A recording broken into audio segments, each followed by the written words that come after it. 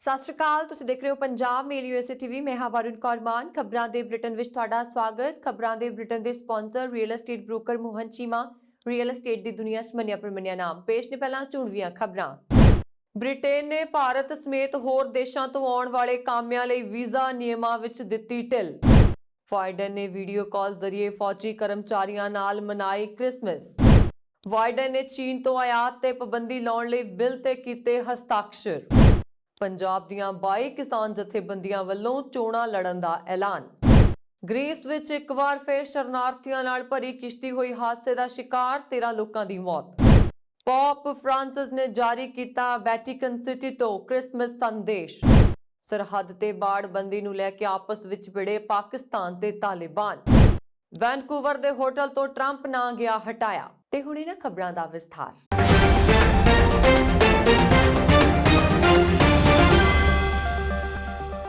Britain ਨੇ ਭਾਰਤ ਸਮੇਤ ਹੋਰ ਦੇਸ਼ਾਂ ਤੋਂ ਆਉਣ ਵਾਲੇ ਸੋਸ਼ਲ ਕੇਅਰ ਵਰਕਰਾਂ, ਕੇਅਰ ਅਸਿਸਟੈਂਟਸ ਅਤੇ ਘਰੇਲੂ ਸਹਾਇਕਾਂ ਲਈ ਵੀਜ਼ਾ ਨਿਯਮਾਂ ਵਿੱਚ ਢਿੱਲ ਦਿੱਤੀ ਹੈ। ਇਸ ਸ਼੍ਰੇਣੀ ਵਿੱਚ ਆਉਣ ਵਾਲੇ ਕਰਮਚਾਰੀ ਜਲਦੀ ਹੀ 12 ਮਹੀਨਿਆਂ ਲਈ ਬ੍ਰਿਟਿਸ਼ ਸਿਹਤ ਅਤੇ ਦੇਖਭਾਲ ਵੀਜ਼ਾ ਲਈ ਯੋਗ ਹੋਣਗੇ।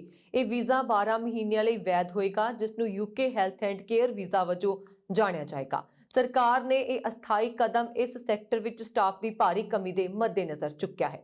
ਸ਼ੁੱਕਰਵਾਰ ਨੂੰ ਬ੍ਰਿਟਿਸ਼ ਸਰਕਾਰ ਨੇ ਕਿਹਾ ਕਿ ਯੋਜਨਾ ਵਿੱਚ ਅਸਥਾਈ ਤਬਦੀਲੀ ਨਾਲ ਬਜ਼ੁਰਗ ਦੇਖਭਾਲ ਕਰਮਚਾਰੀਆਂ ਦੀ ਗਿਣਤੀ ਵਧਾਉਣ ਲਈ ਹਜ਼ਾਰਾਂ ਵਾਧੂ ਦੇਖਭਾਲ ਕਰਮਚਾਰੀਆਂ ਦੀ ਭਰਤੀ ਕੀਤੀ ਜਾ ਸਕੇਗੀ। ਇਹ ਤਬਦੀਲੀ ਰੁਜ਼ਗਾਰਦਾਤਾ ਲਈ ਪੈਦਾ ਹੋਈਆਂ ਮੁਸ਼ਕਿਲਾਂ ਨੂੰ ਦੂਰ ਕਰਨ ਸਮੇਤ ਯੋਗ ਕਰਮਚਾਰੀਆਂ ਦੀ ਤੇਜ਼, ਸਸਤੀ ਅਤੇ ਆਸਾਨ ਭਰਤੀ ਨੂੰ ਸਮਰੱਥ ਕਰੇਗੀ।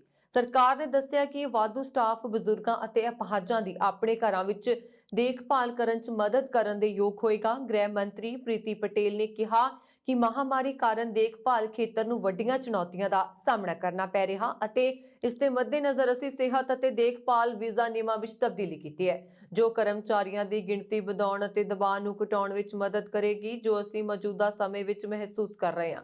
ਯੂਕੇ ਵਿੱਚ ਭਾਰਤੀ ਮੂਲ ਦੀ ਗ੍ਰਹਿ ਮੰਤਰੀ ਪ੍ਰੀਤੀ ਪਟੇਲ ਨੇ ਅੱਗੇ ਕਿਹਾ ਕਿ ਇਮੀਗ੍ਰੇਸ਼ਨ ਲਈ ਸਾਡੀ ਨਵੀਂ ਯੋਜਨਾ ਹੈ, ਜੋ ਰਾਸ਼ਟਰੀ ਸਿਹਤ ਯੋਜਨਾ ਅਤੇ ਵਿਆਪਕ ਸਿਹਤ ਅਤੇ ਦੇਖਭਾਲ ਖੇਤਰ ਨੂੰ ਸਮਰਥਨ ਦੇਣ ਲਈ ਸਾਡੀ ਵਚਨਬੱਧਤਾ ਨੂੰ ਦਰਸਾਉਂਦੀ ਹੈ। ਇਹ ਯੋਜਨਾ ਯੂਕੇ ਵਿੱਚ ਸਿਹਤ ਪੇਸ਼ੇਵਰਾਂ ਲਈ ਰਹਿਣ ਅਤੇ ਕੰਮ ਕਰਨ ਦੀਆਂ ਸਥਿਤੀਆਂ ਵਿੱਚ ਸੁਧਾਰ ਕਰਨ 'ਚ ਮਦਦ ਕਰੇਗੀ। ਦੇਸ਼ ਦੀ ਸਰਕਾਰ ਨੇ ਬ੍ਰਿਟੇਨ ਦੀ ਮਾਈਗ੍ਰੇਸ਼ਨ ਐਡਵਾਈਜ਼ਰੀ ਕਮੇਟੀ ਦੀਆਂ ਸਿਫਾਰਸ਼ਾਂ ਤੋਂ ਬਾਅਦ ਦਿੱਤਾ, ਜਿਸ ਵਿੱਚ ਦੇਖਭਾਲ ਕਰਨ ਵਾਲੇ ਅਤੇ ਘਰੇਲੂ ਦੇਖਭਾਲ ਕਰਨ ਵਾਲਿਆਂ ਨੂੰ ਹੈਲਥ ਐਂਡ ਕੇਅਰ ਵੀਜ਼ਾ ਲਈ ਯੋਗ ਬਣਾਇਆ ਗਿਆ। ਨਾਲ ਹੀ ਹਰ ਕਿਸੇ ਨੂੰ ਸ਼ਾਰਟੇਜ ਆਕੂਪੇਸ਼ਨ ਲਿਸਟ ਵਿੱਚ ਸ਼ਾਮਲ ਕੀਤਾ ਗਿਆ ਹੈ। ਸਿਹਤ ਅਤੇ ਦੇਖਭਾਲ ਵੀਜ਼ਾ ਲਈ ਚੁਣੇ ਗਏ ਲੋਕਾਂ ਲਈ ਐਸਓਐਲ ਵਿੱਚ ਸ਼ਾਮਲ ਹੋਣ ਤੇ ਘੱਟੋ-ਘੱਟ ਸਾਲਾਨਾ ਤਨਖਾਹ 20,480 GBP ਨਿਰਧਾਰਿਤ ਕੀਤੀ ਗਈ ਹੈ। ਅਮਰੀਕਾ ਦੇ ਰਾਸ਼ਟਰਪਤੀ ਵਜੋਂ ਵਾਈਟ ਹਾਊਸ ਵਿੱਚ ਕ੍ਰਿਸਮਸ ਦਾ ਆਪਣਾ ਪਹਿਲਾ ਜਸ਼ਨ ਮਨਾਉਂਦੇ ਹੋਏ ਜੋ ਬਾਈਡਨ ਨੇ ਦੁਨੀਆ ਭਰ ਵਿੱਚ ਤਾਇਨਾਤ ਦੇਸ਼ ਦੇ ਫੌਜੀ ਜਵਾਨਾਂ ਨੂੰ ਵੀਡੀਓ ਕਾਲ ਰਾਹੀਂ ਸ਼ੁਭਕਾਮਨਾਵਾਂ ਦਿੱਤੀਆਂ ਅਤੇ ਦੇਸ਼ ਪ੍ਰਤੀ ਉਹਨਾਂ ਦੀ ਸੇਵਾ ਅਤੇ ਕੁਰਬਾਨੀ ਲਈ ਧੰਨਵਾਦ ਪ੍ਰਗਟ ਕੀਤਾ। ਬਾਈਡਨ ਅਤੇ ਉਹਨਾਂ ਦੀ ਪਤਨੀ ਜਿਲ ਨੂੰ ਸ਼ਨੀਵਾਰ ਵੀਡੀਓ ਕਾਲ ਜ਼ਰੀਏ ਕਤਰ, ਰੋਮਾਨੀਆ, ਬਹਿਰੀਨ ਅਤੇ ਅਮਰੀਕਾ ਵਿੱਚ ਤਾਇਨਾਤ ਫੌਜ, marine corpus, navy, air force, space force, cost guard ਦੇ ਫੌਜੀ ਪ੍ਰਤੀਨਿਧੀਆਂ ਨਾਲ ਗੱਲਬਾਤ ਕੀਤੀ। ਉਹਨਾਂ ਨੇ ਫੌਜੀ ਕਰਮਚਾਰੀਆਂ ਨੂੰ ਕਿਹਾ ਕਿ ਤੁਹਾਡੇ ਕਮਾਂਡਰ ਇਨ ਚੀਫ ਹੋਣ ਦੇ ਨਾਤੇ ਮੈਂ ਤੁਹਾਡਾ ਬਹੁਤ ਧੰਨਵਾਦ ਕਰਨਾ ਚਾਹੁੰਦਾ ਹਾਂ। ਅਸੀਂ ਤੁਹਾਡੀ ਬਹਾਦਰੀ, ਤੁਹਾਡੇ ਬਲੀਦਾਨ, ਨਾ ਸਿਰਫ ਤੁਹਾਡੀ ਕੁਰਬਾਨੀ ਸਗੋਂ ਤੁਹਾਡੇ ਪਰਿਵਾਰ ਦੀ ਕੁਰਬਾਨੀ ਲਈ ਵੀ ਸ਼ੁਕਰਗੁਜ਼ਾਰ ਹਾਂ। ਜੋ ਬਾਈਡਨ ਅਤੇ ਜਿਲ ਬਾਈਡਨ ਨੇ ਵਾਈਟ ਹਾਊਸ ਵਿੱਚ ਪਰਿਵਾਰ ਨਾਲ ਸਾਦੇ ਤਰੀਕੇ ਨਾਲ ਕ੍ਰਿਸਮਸ ਦਾ ਜਸ਼ਨ ਮਨਾਇਆ। ਵਾਈਟ ਹਾਊਸ ਮੁਤਾਬਕ ਰਾਸ਼ਟਰਪਤੀ ਅਤੇ ਪਹਿਲੀ ਮਹਿਲਾ ਨੇ ਸ਼ੁੱਕਰਵਾਰ ਰਾਤ ਨੂੰ ਈਸਟ ਰੂਮ ਵਿੱਚ ਡਿਜੀਟਲ ਰੂਪ ਵਿੱਚ ਕ੍ਰਿਸਮਸ ਦੀ ਸ਼ਾਮ ਤੇ ਹਾਲੀ ਟ੍ਰਿਨਿਟੀ ਚਰਚ ਦੀ ਪ੍ਰਾਰਥਨਾ ਵਿੱਚ ਸ਼ਿਰਕਤ ਕੀਤੀ। ਉਹਨਾਂ ਨੇ ਬਾਈਡਨ ਪਰਿਵਾਰ ਦੀ ਪਰੰਪਰਾ ਮੁਤਾਬਕ ਰਾਤ ਦੇ ਖਾਣੇ ਵਿੱਚ ਆਪਣੇ ਬੱਚੇ ਤੇ ਪੋਤੇ-ਪੋਤੀਆਂ ਨਾਲ ਪਾਸਤਾ ਖਾਧਾ ਅਤੇ ਉਹ ਸਾਰੀ ਰਾਤ ਉਹਨਾਂ ਨਾਲ ਰਹੇ। ਕ੍ਰਿਸਮਸ ਮੌਕੇ ਬਾਈਡਨ ਨੇ ਕੋਰੋਨਾ ਵਾਇਰਸ ਮਹਾਮਾਰੀ ਦੇ ਮੱਦੇਨਜ਼ਰ ਦੇਸ਼ ਵਾਸੀਆਂ ਦੀ ਅਪਾਰ ਹਿੰਮਤ, ਉਹਨਾਂ ਦੇ ਚਰਿੱਤਰ, ਸਥਿਤੀ ਦੇ ਅਨੁਕੂਲ ਹੋਣ ਦੀ ਉਹਨਾਂ ਦੀ ਯੋਗਤਾ ਅਤੇ ਉਹਨਾਂ ਦੇ ਦ੍ਰਿੜ ਇਰਾਦੇ ਦੀ ਸ਼ਲਾਘਾ ਕੀਤੀ ਹੈ। ਜੋ ਬਾਈਡਨ ਅਤੇ ਜਿਲ ਬਾਈਡਨ ਨੇ ਉੱਤਰੀ ਅਮਰੀਕੀ ਏਰੋਸਪੇਸ ਡਿਫੈਂਸ ਕਮਾਂਡ ਦੀ ਸੈਂਟਾ ਟਰੈਕਿੰਗ ਸੇਵਾ ਤੇ ਫੋਨ ਕਾਲ ਦਾ ਜਵਾਬ ਦਿੰਦੇ ਹੋਏ ਬੱਚਿਆਂ ਤੇ ਉਹਨਾਂ ਦੇ ਮਾਪਿਆਂ ਨਾਲ ਉਹਨਾਂ ਦੀਆਂ ਕ੍ਰਿਸਮਸ ਦੀਆਂ ਸ਼ੁਭਕਾਮਨਾਵਾਂ ਬਾਰੇ ਗੱਲ ਕੀਤੀ। ਅਮਰੀਕੀ ਰਾਸ਼ਟਰਪਤੀ ਜੋ ਬਾਈਡਨ ਨੇ ਵੀਰਵਾਰ ਨੂੰ ਇੱਕ ਬਿੱਲ ਤੇ ਹਸਤਾਖਰ ਕੀਤੇ, ਜਿਸ ਵਿੱਚ ਚੀਨ ਦੇ ਸ਼ਿਨਜਿਆਂਗ ਸੂਬੇ ਤੋਂ ਉਦੋਂ ਤੱਕ ਸਮਾਨ ਦੀ ਆਯਾਤ ਤੇ ਰੋਕ ਦੀ ਵਿਵਸਥਾ ਹੈ ਜਦੋਂ ਤੱਕ ਕਾਰੋਬਾਰੀ ਇਹ ਸਾਬਤ ਨਹੀਂ ਕਰਦੇ ਕਿ ਮਾਲ ਬਿਨਾਂ ਬੰਧੂਆ ਮਜ਼ਦੂਰਾਂ ਦੇ ਬਣਾਇਆ ਗਿਆ ਹੈ। ਇਸ ਦੌਰਾਨ ਚੀਨ ਜ਼ਬਰੀ ਮਜ਼ਦੂਰੀ ਜਾਂ ਘੱਟ ਗਿਣਤੀ ਭਾਈਚਾਰਿਆਂ ਨੂੰ ਦਬਾਉਣ ਦੇ ਦੋਸ਼ਾਂ ਤੋਂ ਇਨਕਾਰ ਕਰਦਾ ਰਿਹਾ। ਇਹ ਕਥਿਤ ਦੁਰਵਰਤੋਂ ਦੇ ਮਾਮਲੇ ਵਿੱਚ ਚੀਨ ਦੇ ਖਿਲਾਫ ਅਮਰੀਕੀ ਕਾਰਵਾਈਆਂ ਨੂੰ ਤੇਜ਼ ਕਰਨ ਦੀ ਲੜੀ ਵਿੱਚ ਤਾਜ਼ਾ ਕਦਮ ਹੈ। ਸੈਨੇਟ ਵਿੱਚ ਪਿਛਲੇ ਹਫ਼ਤੇ ਆਖਰੀ ਮਨਜ਼ੂਰੀ ਪਾਉਣ ਤੋਂ ਪਹਿਲਾਂ ਇਸ ਬਿੱਲ ਨੂੰ ਵਾਈਟ ਹਾਊਸ ਵਿੱਚ ਕੁਝ ਸ਼ੁਰੂਆਤੀ ਰੁਕਾਵਟਾਂ ਅਤੇ ਕਾਰਪੋਰੇਟ ਜਗਤ ਦੇ ਵਿਰੋਧ ਦਾ ਸਾਹਮਣਾ ਕਰਨਾ ਪਿਆ ਸੀ। ਵਾਈਡਨ ਨੇ ਟਵੀਟ ਕੀਤਾ, ਅੱਜ ਮੈਂ ਦੋ ਪੱਖੀ ਉਈਗਰ ਬੰਧੂਆ ਮਜ਼ਦੂਰ ਰੋਕਥਾਮ ਐਕਟ ਤੇ ਹਸਤਾਖਰ ਕੀਤੇ ਨੇ। ਸਪਲਾਈ ਚੇਨ ਬੰਧੂਆ ਮਜ਼ਦੂਰੀ ਤੋਂ ਮੁਕਤ ਹੋਣੀ ਚਾਹੀਦੀ ਹੈ। ਦੱਸਦੇ ਕਿ ਅਮਰੀਕੀ ਦੀਆਂ ਕਾਰਵਾਈਆਂ ਬੀਜਿੰਗ ਵਿੰਟਰ 올림픽 2022 ਦੇ ਬਾਈਕਾਟ ਦੀ ਵੱਧ ਰਹੀ ਮੁਹਿੰਮ ਦੇ ਪਿਛੋਕੜ ਵਿੱਚ ਆਈਆਂ ਨੇ। ਅਮਰੀਕਾ ਦੇ ਨਾਲ 5 ਹੋਰ ਦੇਸ਼ਾਂ ਨੇ ਪਹਿਲਾਂ ਹੀ ਚੀਨ ਦੇ ਮਨੁੱਖੀ ਅਧਿਕਾਰਾਂ ਦੇ ਉਲੰਘਣ ਦੇ ਵਿਰੋਧ ਵਿੱਚ ਖੇਡਾਂ ਦੇ ਕੂਟਨੀਤਿਕ ਬਾਈਕਾਟ ਦਾ ਐਲਾਨ ਕੀਤਾ ਹੈ। ਪੰਜਾਬ ਦੀਆਂ 22 ਕਿਸਾਨ ਜਥੇਬੰਦੀਆਂ ਨੇ ਸੰਯੁਕਤ ਸਮਾਜ ਮੋਰਚੇ ਦੇ ਨਾਂ ਹੇਠ ਨਵੀਂ ਸਿਆਸੀ ਪਾਰਟੀ ਕਾਇਮ ਕਰਕੇ ਸੂਬੇ ਦੀਆਂ ਆਉਣ ਵਾਲੀਆਂ ਵਿਧਾਨ ਸਭਾ ਚੋਣਾਂ ਲੜਨ ਦਾ ਐਲਾਨ ਕੀਤਾ। ਇਨ੍ਹਾਂ ਜਥੇਬੰਦੀਆਂ ਦੇ ਨੁਮਾਇੰਦਿਆਂ ਨੇ ਬਲਦੇਵ ਸਿੰਘ ਨਿਹਾਲਗੜ੍ਹ ਦੀ ਪ੍ਰਧਾਨਗੀ ਹੇਠ ਮੀਟਿੰਗ ਮਗਰੋਂ ਸਿਆਸੀ ਤੌਰ ਤੇ ਕਿਸਮਤ ਅਜ਼ਮਾਉਣ ਦਾ ਫੈਸਲਾ ਕੀਤਾ। ਕਿਸਾਨ ਜਥੇਬੰਦੀਆਂ ਵੱਲੋਂ ਕਾਇਮ ਕੀਤੀ ਨਵੀਂ ਸਿਆਸੀ ਧਿਰ ਦਾ ਆਗੂ ਬਲਵੀਰ ਸਿੰਘ ਰਾਜੇਵਾਲ ਨੂੰ ਬਣਾਇਆ ਗਿਆ। ਸੂਤਰਾਂ ਦਾ ਦੱਸਣਾ ਹੈ ਕਿ ਇਸ ਨਵੀਂ ਪਾਰਟੀ ਨਾਲ ਆਮ ਆਦਮੀ ਪਾਰਟੀ ਨਾਲ ਗੱਠਜੋੜ ਹੋਣ ਦੇ ਆਸਾਰ ਹਨ। ਮੀਟਿੰਗ ਵਿੱਚ ਸ਼ਾਮਲ ਹੋਏ ਮਾਲਵੇ ਦੇ ਇੱਕ ਕਿਸਾਨ ਆਗੂ ਨੇ ਕਿਹਾ ਕਿ ਕਾਂਗਰਸ, ਭਾਰਤੀ ਜਨਤਾ ਪਾਰਟੀ ਤੇ ਸ਼੍ਰੋਮਣੀ ਅਕਾਲੀ ਦਲ ਨਾਲ ਸਿਆਸੀ ਸਾਂਝ ਦੇ ਆਸਾਰ ਬਹੁਤ ਹੀ ਘੱਟ ਨੇ। ਚੋਣ ਮੈਦਾਨ ਵਿੱਚ ਉਤਰਨ ਸੰਬੰਧੀ ਆਖਰੀ ਐਲਾਨ ਕਰਨ ਤੋਂ ਪਹਿਲਾਂ 2 ਦਰਜਨ ਦੇ ਕਰੀਬ ਆਗੂਆਂ ਨੇ ਤਕਰੀਬਨ 3 ਘੰਟੇ ਮੀਟਿੰਗ ਕੀਤੀ। ਇਸ ਦੌਰਾਨ ਏਜੰਡਾ ਤੈਅ ਕਰਨ ਅਤੇ ਚੋਣ ਮੈਨੀਫੈਸਟੋ ਸੰਬੰਧੀ ਵੀ ਚਰਚਾ ਕੀਤੀ ਗਈ। ਸੰਯੁਕਤ ਕਿਸਾਨ ਮੋਰਚੇ ਦਾ ਹਿੱਸਾ ਰਹੀਆਂ ਇਹ ਜਥੇਬੰਦੀਆਂ ਜੋ ਚੋਣ ਮੈਦਾਨ ਵਿੱਚ ਨਿਤਰਨ ਲੱਗੀਆਂ ਨੇ ਵੱਲੋਂ ਚੋਣ ਮੈਦਾਨ ਚੋਂ ਬਾਹਰ ਰਹਿਣ ਵਾਲੀਆਂ ਜਥੇਬੰਦੀਆਂ ਦੀ ਹਮਾਇਤ ਲੈਣ ਸੰਬੰਧੀ ਵੀ ਚਰਚਾ ਕੀਤੀ ਗਈ। ਮੀਟਿੰਗ ਤੋਂ ਬਾਅਦ ਪੱਤਰਕਾਰਾਂ ਨਾਲ ਗੱਲਬਾਤ ਦੌਰਾਨ ਹਰਮੀਤ ਸਿੰਘ ਕਾਦੀਆਂ ਨੇ ਕਿਹਾ ਕਿ ਕਿਸਾਨ ਜਥੇਬੰਦੀਆਂ ਵੱਲੋਂ 3 ਖੇਤੀ ਕਾਨੂੰਨ ਵਾਪਸ ਕਰਵਾਉਣ ਲਈ ਵਿੱਢੇ ਸੰਘਰਸ਼ ਦੀ ਜਿੱਤ ਤੋਂ ਬਾਅਦ ਜਥੇਬੰਦੀਆਂ ਦੇ ਆਗੂਆਂ ਤੇ ਯੂਨੀਅਨ ਦੇ ਵਰਕਰਾਂ ਅਤੇ ਲੋਕਾਂ ਦਾ ਭਾਰੀ ਦਬਾਅ ਹੈ ਕਿ ਚੋਣ ਰਣਨੀਤੀ ਵਿੱਚ ਕੁੱਦਿਆ ਜਾਵੇ। ਸ੍ਰੀ ਕਾਦੀਆਂ ਨੇ ਕਿਹਾ ਕਿ ਵਰਕਰਾਂ ਤੇ ਲੋਕਾਂ ਦੇ ਦਬਾਅ ਕਾਰਨ ਹੀ ਜਥੇਬੰਦੀਆਂ ਨੇ ਆਉਂਦੀਆਂ ਚੋਣਾਂ ਲੜਨ ਦਾ ਐਲਾਨ ਕੀਤਾ। ਉਹਨਾਂ ਨੇ ਕਿਹਾ ਕਿ ਨਵੀਂ ਸਿਆਸੀ ਪਾਰਟੀ ਦਾ ਨਾਮ ਸੰਯੁਕਤ ਸਮਾਜ ਮੋਰਚਾ ਇਸ ਲਈ ਰੱਖਿਆ ਗਿਆ ਕਿਉਂਕਿ ਸੰਯੁਕਤ ਕਿਸਾਨ ਮੋਰਚੇ ਦੀ ਲੜਾਈ ਨੂੰ ਸਾਰੇ ਵਰਗਾਂ ਨੇ ਖੁੱਲੀ ਹਮਾਇਤ ਦਿੱਤੀ ਸੀ ਤੇ ਹੁਣ ਵੀ ਸਾਰੇ ਵਰਗਾਂ ਤੋਂ ਹਮਾਇਤ ਦੀ ਉਮੀਦ ਹੈ। ਸ਼ੁੱਕਰਵਾਰ ਦੇਰ ਰਾਤ ਏਜੀਅਨ ਸਾਗਰ ਵਿੱਚ ਸ਼ਰਨਾਰਥੀਆਂ ਦੀ ਇੱਕ ਕਿਸ਼ਤੀ ਪਲਟਣ ਕਾਰਨ ਘੱਟੋ-ਘੱਟ 13 ਲੋਕਾਂ ਦੀ ਮੌਤ ਹੋ ਗਈ ਹੈ। ਇਸ ਘਟਨਾ ਨਾਲ ਯੂਨਾਨ ਦੇ ਜਲ ਖੇਤਰ ਵਿੱਚ ਸ਼ਰਨਾਰਥੀਆਂ ਨੂੰ ਲੈ ਕੇ ਜਾ ਰਹੀਆਂ ਕਿਸ਼ਤੀਆਂ ਨਾਲ ਜੁੜੇ 3 ਹਾਦਸਿਆਂ ਵਿੱਚ ਮਰਨ ਵਾਲਿਆਂ ਦੀ ਗਿਣਤੀ ਘੱਟੋ-ਘੱਟ 27 ਹੋ ਗਈ ਹੈ। ਗ੍ਰੀਸ ਦੇ ਪੂਰਬੀ ਏਜੀਅਨ ਟਾਪੂਆਂ ਤੇ ਭਾਰੀ ਗਸ਼ਤ ਹੁੰਦੀ ਹੈ ਕਿਉਂਕਿ ਇਹ ਟਾਪੂ ਸਾਲਾਂ ਤੋਂ ਸ਼ਰਨਾਰਥੀ ਸੰਕਟ ਨਾਲ ਜੂਝ ਰਿਹਾ। ਅਜਿਹੇ 'ਚ ਤਸਕਰ ਇਸ ਦੀ ਬਜਾਏ ਤੁਰਕੀ ਤੋਂ ਇਟਲੀ ਦਾ ਰਸਤਾ ਚੁਣ ਰਹੇ ਨੇ ਜੋ ਕਿ ਬਹੁਤ ਖਤਰਨਾਕ ਹੈ ਤੇ ਇਸੇ ਕਾਰਨ ਹਾਲ ਹੀ ਵਿੱਚ ਇਸ ਹਾਦਸੇ ਵਾਪਰੇ ਨੇ। ਸਮੁੰਦਰੀ ਰੱਖਿਅਕ ਬਲਾਂ ਨੇ ਕਿਹਾ ਕਿ ਮੱਧ ਏਜੀਅਨ ਦੇ ਪਾਰੋਸ ਟਾਪੂ ਤੋਂ ਲਗਭਗ 8 ਕਿਲੋਮੀਟਰ ਦੂਰ ਸ਼ੁੱਕਰਵਾਰ ਦੇਰ ਰਾਤ ਕਿਸ਼ਤੀ ਪਲਟਣ ਤੋਂ ਬਾਅਦ 62 ਲੋਕਾਂ ਨੂੰ ਬਚਾ ਲਿਆ ਗਿਆ। ਹਾਦਸੇ ਤੋਂ ਬਾਅਦ ਬਚੇ ਲੋਕਾਂ ਨੇ ਸਮੁੰਦਰੀ ਰੱਖਿਅਕ ਬਲ ਨੂੰ ਦੱਸਿਆ ਕਿ ਜਹਾਜ਼ ਤੇ ਲਗਭਗ 80 ਲੋਕ ਸਵਾਰ ਸਨ। ਅਧਿਕਾਰੀਆਂ ਨੇ ਦੱਸਿਆ ਕਿ ਤੱਟ ਰੱਖਿਅਕਾਂ ਦੀਆਂ 5 ਕਿਸ਼ਤੀਆਂ, 9 ਨਿੱਜੀ ਜਹਾਜ਼, 1 ਹੈਲੀਕਾਪਟਰ, 1 ਫੌਜੀ ਜਹਾਜ਼ ਅਤੇ ਸਮੁੰਦਰੀ ਰੱਖਿਅਕ ਬਲ ਦੇ ਗੋਤਾਖੋਰਾਂ ਨੇ ਰਾਤ ਭਰ ਬਚਾਅ ਕਾਰਜ ਵਿੱਚ ਹਿੱਸਾ ਲਿਆ ਸੀ। ਕ੍ਰਿਸਮਸ ਦੇ ਤਿਉਹਾਰ ਮੌਕੇ ਈਸਾਈਆਂ ਦੇ ਧਰਮ ਗੁਰੂ ਪੋਪ ਫ੍ਰਾਂਸਿਸ ਨੇ ਪਵਿੱਤਰ ਵੈਟੀਕਨ ਦੇ ਸਥਾਨ ਪੀਏਟਰ ਗਿਰਜਾਘਰ ਤੋਂ ਕ੍ਰਿਸਮਸ ਸੰਦੇਸ਼ ਜਾਰੀ ਕਰਦਿਆਂ ਸੰਸਾਰ ਭਰ ਵਿੱਚ ਫੈਲੀ ਕਰੋਨਾ ਮਹਾਮਾਰੀ ਦੇ ਖਾਤਮੇ ਲਈ ਰਲਵੇਂ ਯਤਨਾਂ ਰਾਹੀਂ ਹੱਲ ਲੱਭਣ ਲਈ ਕਿਹਾ ਕਿ ਗਰੀਬ ਮੁਲਕਾਂ ਤੱਕ ਕਰੋਨਾ ਵੈਕਸੀਨ ਲਾਜ਼ਮੀ ਪਹੁੰਚਣੀ ਚਾਹੀਦੀ ਹੈ। ਪੋਪ ਫ੍ਰਾਂਸਿਸ ਨੇ ਇਹ ਵੀ ਕਿਹਾ ਕਿ ਕਿਰਤੀ ਕਾਮਿਆਂ ਦਾ ਕੰਮ ਤੇ ਸਤਿਕਾਰ ਹੋਣਾ ਚਾਹੀਦਾ ਅਤੇ ਕੰਮਾਂ-ਕਾਰਾਂ ਦੌਰਾਨ ਹੋਣ ਵਾਲੀਆਂ ਮੌਤਾਂ ਇੱਕ ਚਿੰਤਾ ਦਾ ਵਿਸ਼ਾ ਨੇ। ਉਹਨਾਂ ਨੇ ਕਿਹਾ ਕਿ ਔਰਤਾਂ ਤੇ ਬੱਚਿਆਂ ਤੇ ਹੋ ਰਹੇ ਸ਼ੋਸ਼ਣਾਂ ਨੂੰ ਖਤਮ ਕਰਨ ਲਈ ਸਾਰੇ ਮਨੁੱਖਾਂ ਦੀ ਸਿਹਤ ਤੰਦਰੁਸਤੀ ਲਈ ਪ੍ਰਾਰਥਨਾ ਕੀਤੀ ਜਾ ਰਹੀ ਹੈ। ਤਾਲਿਬਾਨ ਨਾਲ ਸਰਹੱਦ ਤੇ ਵਾੜਬੰਦੀ ਨੂੰ ਲੈ ਕੇ ਜਾਰੀ ਵਿਵਾਦ ਕਾਰਨ ਪਾਕਿਸਤਾਨ ਵਿੱਚ ਸਿਆਸੀ ਸਰਗਰਮੀਆਂ ਤੇਜ਼ ਹੋ ਗਈਆਂ ਨੇ। ਪ੍ਰਧਾਨ ਮੰਤਰੀ ਇਮਰਾਨ ਖਾਨ ਦੇ ਵਿਰੋਧੀ ਧਿਰ ਵੱਲੋਂ ਖੂਬ ਆਲੋਚਨਾ ਕੀਤੀ ਜਾ ਰਹੀ ਹੈ। ਵਿਰੋਧੀ ਧਿਰ ਦਾ ਕਹਿਣਾ ਹੈ ਕਿ ਜਦੋਂ ਤਾਲਿਬਾਨ ਸਰਹੱਦ ਦੀ ਵਾੜਬੰਦੀ ਨੂੰ ਨਹੀਂ ਮੰਨ ਰਿਹਾ ਤਾਂ ਪ੍ਰਧਾਨ ਮੰਤਰੀ ਨੇ ਜਲਦਬਾਜ਼ੀ ਵਿੱਚ ਉਸ ਦੀ ਇੰਨੀ ਮਦਦ ਕਿਉਂ ਕੀਤੀ। ਇਸ ਦੌਰਾਨ ਪਾਕਿਸਤਾਨ ਸਰਕਾਰ ਨੇ ਦਾਅਵਾ ਕੀਤਾ ਹੈ ਕਿ ਸਮੱਸਿਆ ਨੂੰ ਹੱਲ ਕਰ ਲਿਆ ਗਿਆ ਹੈ।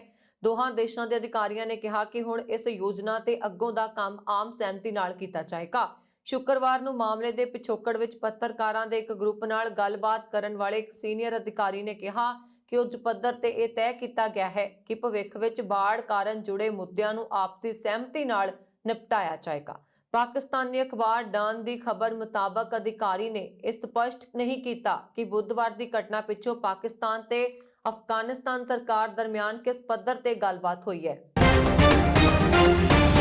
ਅਮਰੀਕਾ ਦੇ ਸਾਬਕਾ ਰਾਸ਼ਟਰਪਤੀ ਡੋਨਾਲਡ ਟਰੰਪ ਦੇ ਫਰਜ਼ੰਦ ਐਰਿਕ ਟਰੰਪ ਤੇ ਡੋਨਾਲਡ ਜੇ.ਆਰ. ਟਰੰਪ ਦੀ ਮਾਲਕੀ ਵਾਲੀ company TA hotel management limited ਵੱਲੋਂ ਵੈਨਕੂਵਰ ਵਿਖੇ ਬਣਾਏ ਗਏ Trump international hotel and tower ਦੇ ਦੀਵਾਲੀਆ ਹੋਣ ਤੋਂ ਬਾਅਦ ਹੋਟਲ ਦੇ ਮੁੱਖ ਦਰਵਾਜ਼ੇ ਤੋਂ ਲੱਗੇ ਟਰੰਪ ਨਾਂ ਨੂੰ ਕੱਲ ਹਟਾ ਦਿੱਤਾ ਗਿਆ। ਵੈਨਕੂਵਰ ਦੀ ਜਾਰਜੀਆ ਸਟਰੀਟ ਤੇ ਸਥਿਤ ਹੋਟਲ ਟਰੰਪ ਦਾ ਨਿਰਮਾਣ 2012 ਚ ਹੋਇਆ ਸੀ ਤੇ 28 ਫਰਵਰੀ 2017 ਨੂੰ ਇਸ ਦਾ ਉਦਘਾਟਨ ਹੋਇਆ ਸੀ। ਸਾਬਕਾ ਰਾਸ਼ਟਰਪਤੀ ਡੋਨਾਲਡ ਟਰੰਪ ਤੇ ਉਹਨਾਂ ਦੀ ਧੀ ਇਵਾਂਕਾ ਟਰੰਪ ਹੋਟਲ ਨਿਰਮਾਣ ਮੌਕੇ 2013 ਚ ਵੈਨਕੂਵਰ ਆਏ ਸਨ ਅਤੇ ਉਦਘਾਟਨ ਮੌਕੇ ਡੋਨਾਲਡ ਟਰੰਪ ਜੂਨੀਅਰ ਤੇ ਐਰਿਕ ਟਰੰਪ ਪਹੁੰਚੇ ਸਨ। 63 ਮੰਜ਼ਲਾ ਇਸ ਹੋਟਲ ਵਿੱਚ 147 ਕਮਰੇ ਨੇ ਤੇ 217 ਅਪਾਰਟਮੈਂਟ ਨੇ। ਇਸ ਆਲੀਸ਼ਾਨ ਹੋਟਲ ਦੀ ਇਮਾਰਤ ਤੇ 360 ਮਿਲੀਅਨ ਅਮਰੀਕੀ ਡਾਲਰ ਖਰਚ ਆਇਆ ਸੀ ਤੇ ਹੋਟਲ ਵਿੱਚ ਇਵਾਂਕਾ ਟਰੰਪ ਦੇ ਨਾਂ ਤੇ ਇੱਕ ਸਪਾ ਵੀ ਬਣਿਆ ਹੋਇਆ ਹੈ। ਕੋਰੋਨਾ ਕਾਰਨ ਇਹ ਹੋਟਲ 4 ਅਪ੍ਰੈਲ 2020 ਨੂੰ ਆਰਜ਼ੀ ਤੌਰ ਤੇ ਬੰਦ ਕੀਤਾ ਗਿਆ ਸੀ, ਪਰ ਬਾਅਦ ਵਿੱਚ ਕੰਪਨੀ ਵੱਲੋਂ ਇਸ ਨੂੰ ਪੱਕਾ ਬੰਦ ਕਰਕੇ ਬੈਂਕ ਕਰਪਟ ਕਰਾਰ ਦਿੱਤਾ ਗਿਆ। ਮਹਾਰਾਣੀ ਐਲਿਜ਼ਾਬੈਥ ਦੀ ਰਿਹਾਇਸ਼ ਵਿੰਡਸਰ ਕਾਸਲ ਵਿੱਚ ਘੁਸਪੈਠ ਕਰਦੇ ਇੱਕ ਹਥਿਆਰਬੰਦ ਵਿਅਕਤੀ ਨੂੰ ਗ੍ਰਿਫਤਾਰ ਕੀਤੇ ਜਾਣ ਦੀ ਖਬਰ ਹੈ। ਪੁਲਿਸ ਅਨੁਸਾਰ ਕ੍ਰਿਸਮਸ ਵਾਲੇ ਦਿਨ ਵਿੰਡਸਰ ਕਾਸਲ ਦੇ ਮੈਦਾਨ ਵਿੱਚ ਦਾਖਲ ਹੋਣ ਤੋਂ ਬਾਅਦ ਇੱਕ ਹਥਿਆਰਬੰਦ ਵਿਅਕਤੀ ਨੂੰ ਗ੍ਰਿਫਤਾਰ ਕੀਤਾ ਗਿਆ। ਥੇਮਜ਼ ਵੈਲੀ ਅਤੇ ਮੈਟਰੋਪੋਲੀਟਨ ਪੁਲਿਸ ਦੇ ਅਧਿਕਾਰੀਆਂ ਨੂੰ ਸਵੇਰੇ 8:30 ਵਜੇ ਵਿੰਡਸਰ ਕਾਸਲ 'ਚ ਸੁਰੱਖਿਆ ਉਲੰਘਣਾ ਨੂੰ ਲੈ ਕੇ ਬੁਲਾਇਆ ਗਿਆ। ਪ੍ਰਾਪਤ ਜਾਣਕਾਰੀ ਅਨੁਸਾਰ ਸਾਊਥਹੈਂਪਟਨ ਵਾਸੀ 19 ਸਾਲਾ ਵਿਅਕਤੀ ਨੂੰ ਗ੍ਰਿਫਤਾਰ ਕੀਤਾ ਗਿਆ ਅਤੇ ਉਹ ਹਿਰਾਸਤ ਵਿੱਚ ਹੈ ਅਤੇ ਜਾਂਚ ਜਾਰੀ ਹੈ। ਮਹਾਰਾਣੀ ਸੈਂਡਰਿੰਗਮ ਜਾਣ ਦੀਆਂ ਰਵਾਇਤੀ ਯੋਜਨਾਵਾਂ ਨੂੰ ਰੱਦ ਕਰਨ ਤੋਂ ਬਾਅਦ ਇਸ ਸਾਲ ਵਿੰਡਸਰ ਵਿਖੇ ਕ੍ਰਿਸਮਸ ਮਨਾ ਰਹੀ ਸੀ। ਇਹ ਉਦੋਂ ਹੋਇਆ ਜਦ ਮਹਾਰਾਣੀ ਐਲਿਜ਼ਾਬੈਥ ਨੇ ਕ੍ਰਿਸਮਸ ਮੌਕੇ ਨਾਰਫਕ ਸੈਂਡਰਿੰਗਹੈਮ ਜਾਣ ਬਜਾਏ ਵਿੰਡਸਰ ਕਾਸਲ ਵਿਖੇ ਹੀ ਆਪਣੀ ਨਜ਼ਦੀਕੀ ਪਰਿਵਾਰਕ ਮੈਂਬਰਾਂ ਨਾਲ ਕ੍ਰਿਸਮਸ ਮਨਾਉਣ ਦਾ ਫੈਸਲਾ ਕੀਤਾ। ਇਹ ਦੂਜੀ ਵਾਰ ਹੈ ਜਦੋਂ ਮਹਾਰਾਣੀ ਨੇ ਕ੍ਰਿਸਮਸ ਮੌਕੇ ਵਿੰਡਸਰ ਕਾਸਲ ਵਿਖੇ ਹੀ ਰਹਿਣ ਦਾ ਫੈਸਲਾ ਕੀਤਾ, ਜਦਕਿ ਪਿਛਲੇ ਸਾਲ ਉਹਨਾਂ ਕ੍ਰਿਸਮਸ ਆਪਣੇ ਪਤੀ ਪ੍ਰਿੰਸ ਫਿਲਿਪ ਅਤੇ ਆਪਣੇ ਅਧਿਕਾਰੀਆਂ ਨਾਲ ਹੀ ਮਨਾਈ ਸੀ। ਇਸ ਮੌਕੇ ਮਹਾਰਾਣੀ ਦੇ ਬੇਟੇ ਪ੍ਰਿੰਸ ਚਾਰਲਸ ਅਤੇ ਕੈਮਿਲਾ ਪਾਰਕ ਸਮੇਤ ਪਰਿਵਾਰ ਦੇ ਕੁਝ ਨਜ਼ਦੀਕੀ ਮੈਂਬਰ ਹੀ ਹਾਜ਼ਰ ਹੋਏ। ਵਿਗਿਆਨ ਦੀ ਦੁਨੀਆ ਵਿੱਚ ਵੀ ਕ੍ਰਿਸਮਸ ਦਾ ਤਿਉਹਾਰ ਮਨਾਇਆ ਗਿਆ। ਅਮਰੀਕਾ ਦੀ ਪੁਲਾੜ ਏਜੰਸੀ ਨਾਸਾ ਨੇ ਜੇਮਸ ਵੈਬ ਸਪੇਸ ਟੈਲੀਸਕੋਪ ਨੂੰ ਸਫਲਤਾਪੂਰਵਕ ਲਾਂਚ ਕੀਤਾ। ਯੂਰੋਪੀਅਨ ਸਪੇਸ ਏਜੰਸੀ ਨੇ ਇਸ ਕੰਮ ਵਿੱਚ ਨਾਸਾ ਦੀ ਮਦਦ ਕੀਤੀ ਹੈ। James Webb space telescope Hubble telescope ਦੀ ਥਾਂ ਲਏਗਾ। ਪੁਲਾੜ ਵਿੱਚ ਤਾਇਨਾਤ ਹੋਣ ਵਾਲੀਆਂ ਇਹ ਅੱਖਾਂ ਬ੍ਰਹਿਮੰਡ ਦੀਆਂ ਦੂਰ ਦੁਰਾਡੇ ਡੂੰਘਾਈਆਂ ਵਿੱਚ ਮੌਜੂਦ ਆਕਾਸ਼ ਗੰਗਾਵਾਂ, ਐਸਟਰੋਇਡ, ਬਲੈਕ ਹੋਲਾਂ, ਗ੍ਰਹਿਾਂ, ਏਲੀਅਨ ਗ੍ਰਹਿਾਂ, ਸੂਰਜੀ ਪ੍ਰਣਾਲੀਆਂ ਆਦਿ ਦੀ ਖੋਜ ਕਰਨਗੀਆਂ। ਜੇਮਸ ਵੈਬ ਸਪੇਸ ਟੈਲੀਸਕੋਪ ਬਣਾਉਣ ਵਿੱਚ 10,000 ਵਿਗਿਆਨੀਆਂ ਨੇ ਕੰਮ ਕੀਤਾ ਹੈ। ਪੁਲਾੜ ਵਿੱਚ ਤਾਇਨਾਤ ਕੀਤੀਆਂ ਜਾਣ ਵਾਲੀਆਂ ਇਹ ਅੱਖਾਂ ਮਨੁੱਖ ਦੁਆਰਾ ਬਣਾਈਆਂ ਗਈਆਂ ਸਭ ਤੋਂ ਵਧੀਆ ਵਿਗਿਆਨਕ ਅੱਖਾਂ ਨੇ। ਲੋਕ ਇਸ ਨੂੰ ਪੁਲਾੜ ਦੀ ਖਿੜਕੀ ਵੀ ਕਹਿ ਰਹੇ ਨੇ। ਇਸ ਦੇ ਨਾਲ ਹੀ ਇਹ ਵੀ ਕਿਹਾ ਜਾ ਰਿਹਾ ਹੈ ਕਿ ਇਹ ਪੁਲਾੜ ਦੇ ਹਨੇਰੇ ਦੇ ਅੰਤ ਤੱਕ ਖੋਜ ਕਰੇਗਾ। ਨਾਸਾ ਨੇ JWST ਏਰੀਅਨ 5 ACA ਰਾਕੇਟ ਤੇ ਲਾਂਚ ਕੀਤਾ। ਲਾਂਚਿੰਗ ਫ੍ਰੈਂਚ ਗੁਇਨਾ ਦੇ ਕ੍ਰਾਓ ਲਾਂਚ ਸਟੇਸ਼ਨ ਤੋਂ ਕੀਤੀ ਗਈ ਸੀ। James Webb space telescope rocket ਦੇ ਉੱਪਰਲੇ ਹਿੱਸੇ ਵਿੱਚ ਲਗਾਇਆ ਗਿਆ ਹੈ। ਭਾਰਤੀ ਸਮੇਂ ਮੁਤਾਬਕ ਲਾਂਚਿੰਗ 25 ਦਸੰਬਰ 2021 ਨੂੰ ਸ਼ਾਮ 5:50 ਦੇ ਕਰੀਬ ਕੀਤੀ ਗਈ ਸੀ। ਜੇਮਸ ਵੈਬ ਸਪੇਸ ਟੈਲੀਸਕੋਪ ਦੀਆਂ ਅੱਖਾਂ ਜਾਨੀ ਗੋਲਡਨ ਮਿਰਰ ਦੀ ਚੌੜਾਈ ਲਗਭਗ 21.32 ਫੁੱਟ ਹੈ। ਇਹ ਇੱਕ ਕਿਸਮ ਦੇ ਰਿਫਲੈਕਟਰ ਨੇ ਜੋ ਕਿ ਕਈ ਹੈਕਸਾਗਨ ਟੁਕੜਿਆਂ ਨੂੰ ਜੋੜ ਕੇ ਬਣਾਏ ਗਏ ਨੇ। ਇਸ ਵਿੱਚ 18 ਅਜਿਹੇ ਹੈਕਸਾਗਨ ਹਨ। ਇਹ ਹੈਕਸਾਗਨ ਬੈਰੀਲੀਅਮ ਦੇ ਬਣੇ ਹੁੰਦੇ ਨੇ। ਹਰੇਕ ਹੈਕਸਾਗਨ ਦੇ ਉੱਪਰ 48.2 ਗ੍ਰਾਮ ਸੋਨੇ ਦੀ ਪਰਤ ਲਗਾਈ ਗਈ ਹੈ।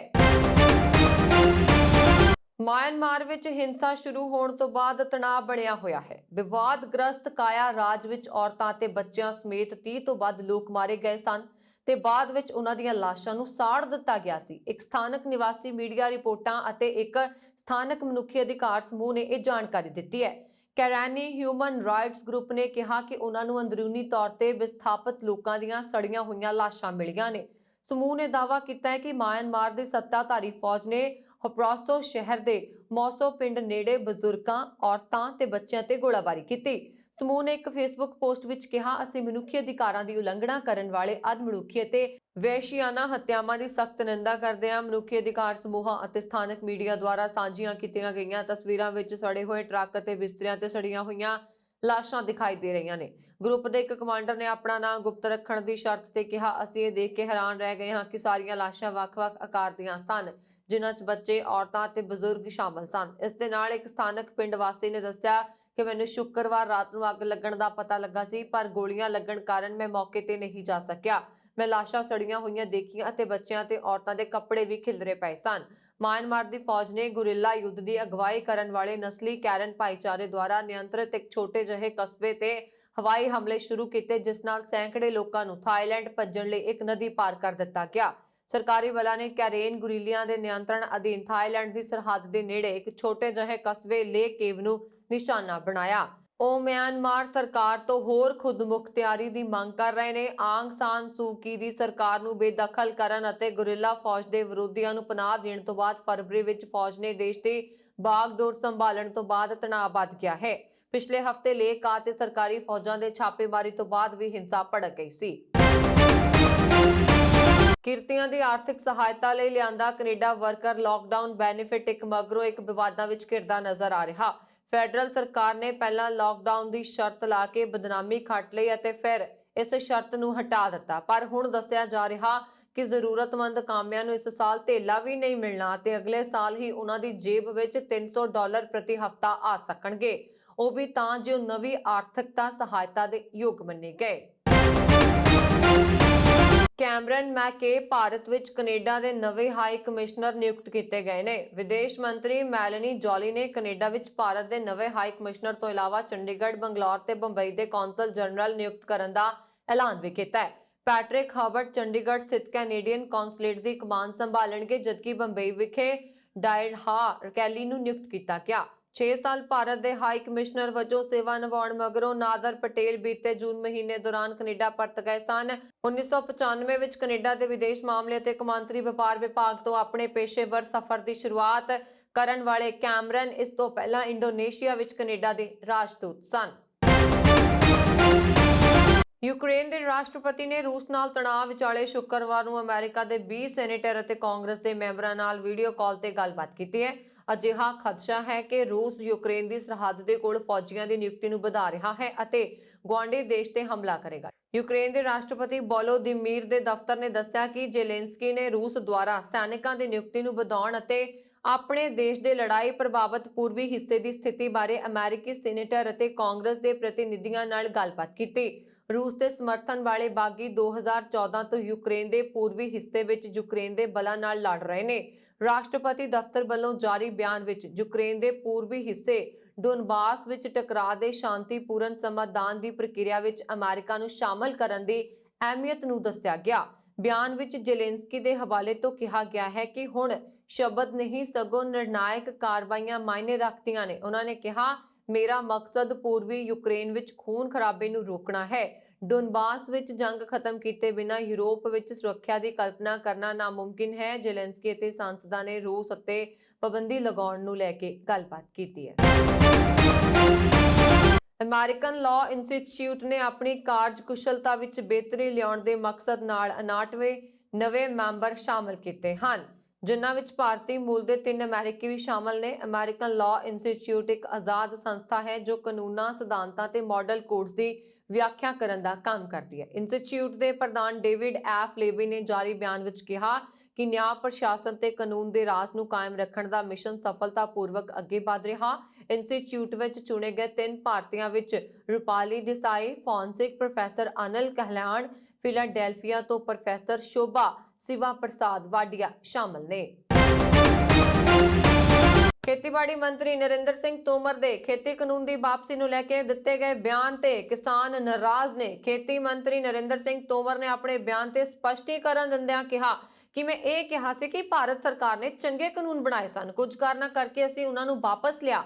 ਭਾਰਤ ਸਰਕਾਰ ਕਿਸਾਨ ਦੀ ਭਲਾਈ ਲਈ ਕੰਮ ਕਰਦੀ ਰਹੇਗੀ। ਖੇਤੀ ਮੰਤਰੀ ਤੋਂ ਜਦੋਂ ਪੁੱਛਿਆ ਗਿਆ ਕਿ ਉਹਨਾਂ ਨੇ ਕਿਹਾ ਸੀ ਕਿ ਅਜੇ ਇੱਕ ਹੀ ਕਦਮ ਪਿੱਛੇ ਹਟੇ ਹਾਂ ਅਤੇ ਸਰਕਾਰ ਨਵਾਂ ਕਾਨੂੰਨ ਲਿਆਏਗੀ, ਤਾਂ ਉਹਨਾਂ ਨੇ ਕਿਹਾ ਕਿ ਉਹਨਾਂ ਵੱਲੋਂ ਅਜਿਹਾ ਨਹੀਂ ਕਿਹਾ ਗਿਆ ਸੀ। ਇਹ ਗਲਤ ਪ੍ਰਚਾਰ ਹੈ। ਦੂਜੇ ਪਾਸੇ ਕਿਸਾਨਾਂ ਨੇ ਚੇਤਾਵਨੀ ਦਿੰਦੇ ਹੋਏ ਕਿਹਾ ਕਿ ਉਹ ਦਿੱਲੀ ਤੋਂ ਵਾਪਸ ਜ਼ਰੂਰ ਪਰਤੇ ਨੇ, ਪਰ ਵਾਪਸ ਆਉਣ ਵਿੱਚ ਦੇਰੀ ਨਹੀਂ ਲੱਗੇਗੀ। ਬੀਤੇ ਦਿਨੀ ਤੋਮਰ ਨੇ ਬਿਆਨ ਦਿੱਤਾ ਸੀ ਕਿ ਦੇਸ਼ ਦੀ ਆਜ਼ਾਦੀ ਤੋਂ ਬਾਅਦ ਇੱਕ ਵੱਡਾ ਫੈਸਲਾ ਲਿਆ ਗਿਆ, ਅਸੀਂ ਇੱਕ ਕਦਮ ਹੀ ਪਿੱਛੇ ਹਟੇ ਹਾਂ, ਸਰਕਾਰ ਫਿਰ ਅੱਗੇ ਵਧੇਗੀ। ਇਸ ਤੇ ਕਿਸਾਨਾਂ ਨੇ ਕਿਹਾ ਕਿ ਅਸੀਂ ਦਿੱਲੀ ਤੋਂ ਪਰਤੇ ਹਾਂ, ਪਰ ਵਾਪਸ ਆਉਣ ਵਿੱਚ ਦੇਰੀ ਨਹੀਂ ਲੱਗੇਗੀ। ਉਹਨਾਂ ਨੇ ਕਿਹਾ ਜੇਕਰ ਸਾਡੇ ਕਿਸਾਨ ਨੇਤਾਵਾਂ ਨੇ ਆਵਾਜ਼ ਦਿੱਤੀ, ਫਿਰ ਦਿੱਲੀ ਹੋਵੇ ਜਾਂ ਮਹਾਰਾਸ਼ਟਰ, ਲੱਖਾਂ ਦੀ ਗਿਣਤੀ ਵਿੱਚ ਕਿਸਾਨ ਫਿਰ ਤੋਂ ਉੱਥੇ ਪਹੁੰਚ ਜਾਣਗੇ। ਅਸੀਂ ਉਹਨਾਂ ਕਾਨੂੰਨਾਂ ਨੂੰ ਲਾਗੂ ਨਹੀਂ ਹੋਣ ਦੇਵਾਂਗੇ ਜੋ ਕਿਸਾਨਾਂ ਦੇ ਹਿੱਤ ਵਿੱਚ ਨਹੀਂ ਨੇ। ਗੌਰਤਲਬ ਹੈ ਕਿ ਮਹਾਰਾਸ਼ਟਰ ਦੇ ਨਾਗਪੁਰ ਵਿੱਚ ਆਯੋਜਿਤ ਇੱਕ ਸਮਾਗਮ ਵਿੱਚ ਖੇਤੀਬਾੜੀ ਮੰਤਰੀ ਤੋਮਰ ਨੇ ਆਪਣੇ ਬਿਆਨ 'ਚ ਕਿਹਾ ਕਿ ਦੇਸ਼ ਦੀ ਆਜ਼ਾਦੀ ਤੋਂ ਬਾਅਦ ਕਿਸਾਨਾਂ ਨੂੰ ਹੋਰ ਵੀ ਫਾਇਦਾ ਦੇਣ ਦੇ ਉਦੇਸ਼ ਨਾਲ ਤਿੰਨੋਂ ਖੇਤੀ ਕਾਨੂੰਨ ਲਿਆਂਦੇ ਗਏ ਸਨ।